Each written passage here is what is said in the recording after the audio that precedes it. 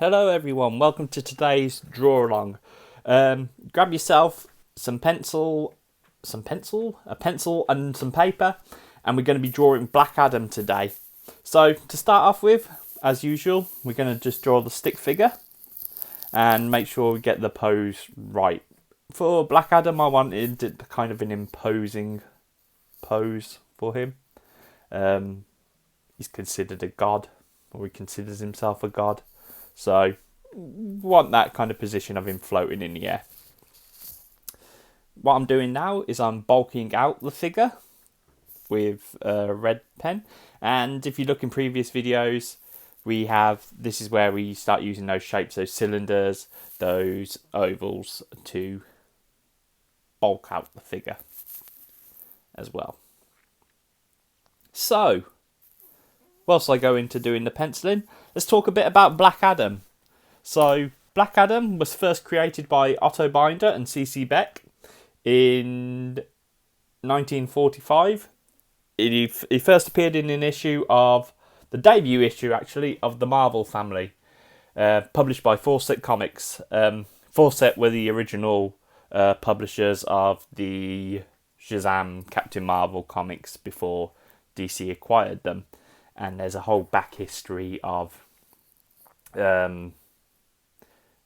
DC and Fawcett, kind of DC suing Fawcett because Captain Marvel, Shazam, was too much like Superman. That's really interesting. I might go into that one day if I draw Shazam. So, some more facts about Black Adam. He's also known as Teth Adam or Theo Adam. Black Adam was initially created as a supervillain for Captain Marvel, who is later been renamed as Shazam. And recently in DC Comics, he has been portrayed as a anti-hero, which we get in the film. A film I have not watched yet, so this isn't going to be like Morbius video last week where I did a review. But please, in the comments, if you've seen the film, tell me, is it any good? Is it worth going to see? Also, remember to like, share, and comment as well. Back to the drawing. So now I'm on to the inking stage. I've put on a new layer. Drawing this picture, I kind of meshed the rock with the comic version. The rock's kind of got a pointy head. I hope he never sees this video and hears me say that. But yeah, the rock's kind of got a pointy head, so that's why we kind of got this cone-shaped head for Black Adam here. And yeah, just going in, adding the little details with the inking. And whilst I'm doing that, again, I will give you some more Black Adam facts. So, more Black Adam facts. According to the DC Encyclopedia, Black Adam, real name Teth Adam, is based in Kahndaq and Philadelphia. He stands at a height of 6'3" and weighs 250 pounds. His eyes are brown and his hair is black. In this version, I've drawn the rock, so no hair for Black Adam this time. His powers and abilities include immortality, super speed, strength, endurance, invulnerability, flight, magically enhanced perception and intellect, teleportation, self-healing, and the ability to instantly heal others. That's a lot of powers. So I'm learning some stuff about Black Adam as well, along with you. His enemies are Shazam. And he has affiliations with the Council of Eternity. Okay, now I'm going in and filling in the heavy blacks of Black Adam's suit. Heavy blacks is what we call the solid black areas on in the picture. So this is where the suit is mostly in shadow, or the darkest areas of the suit are. Also, I'm adding a little bit of cross-hatching, so this is where kind of the suit with the heavy blacks kind of merge with the lighter areas of the suit. Whilst I'm doing the inking, let's talk a bit more about Black Adam's origin.